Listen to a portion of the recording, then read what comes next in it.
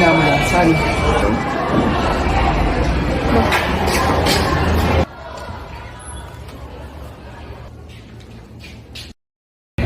Kino, pwede ka magsasabihin sa iyong pamuluan?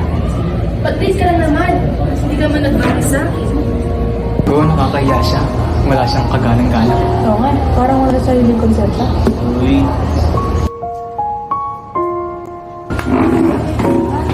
Okay lang ako. Sure na. Sigurado ka, okay ka lang.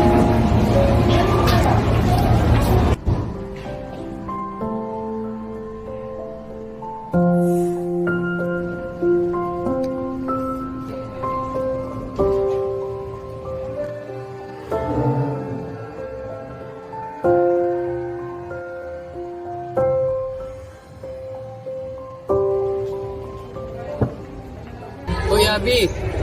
Uy, Ray!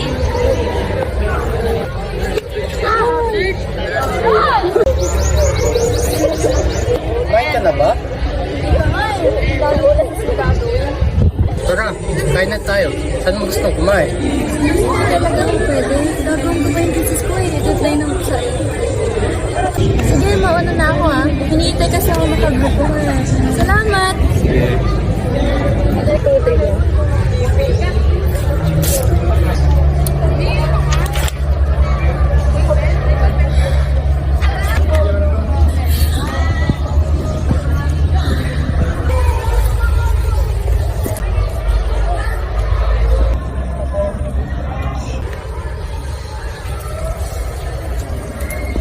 Oh, dahan-dahan lang.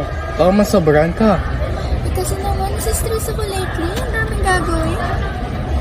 Ay, gusto mo bang mawala yung stress mo?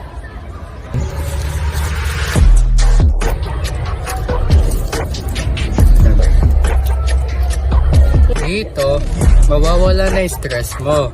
At makakatulog ka na ng mahimbing. Ha? Hindi ba ito illegal? Let's go. Oh, hindi yan. Basta maniwala ka lang sa akin.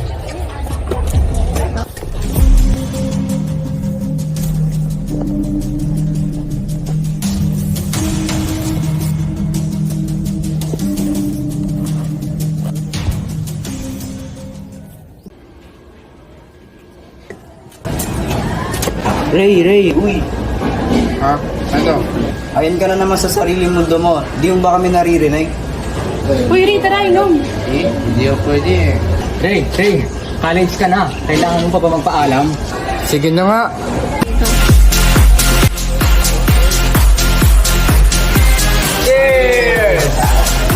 Ray, sa'yo na yung ikot.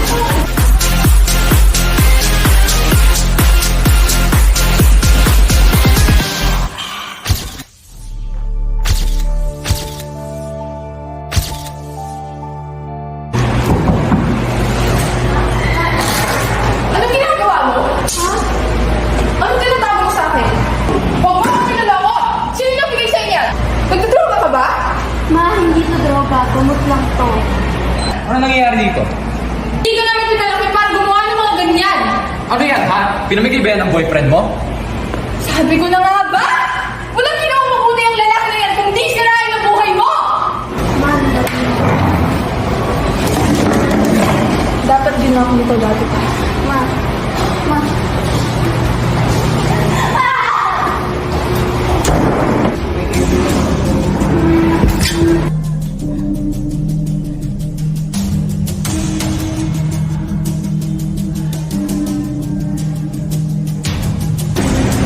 Hello? Ako ang ama ni Abby. Di pa kita mapapatawad pero dapat mo tong malaman. Patay na si Abby. The moment that you are born, there is no going back. Life is like a book. Once you have written your destiny, it will forever be imprinted in your life. I never understood what it meant until I did. Not all stories have good beginnings. There was once in my life where I was the complete opposite of who I am. It was a time when I regretted it all. After all stories have endings, and one of them ended in a dream.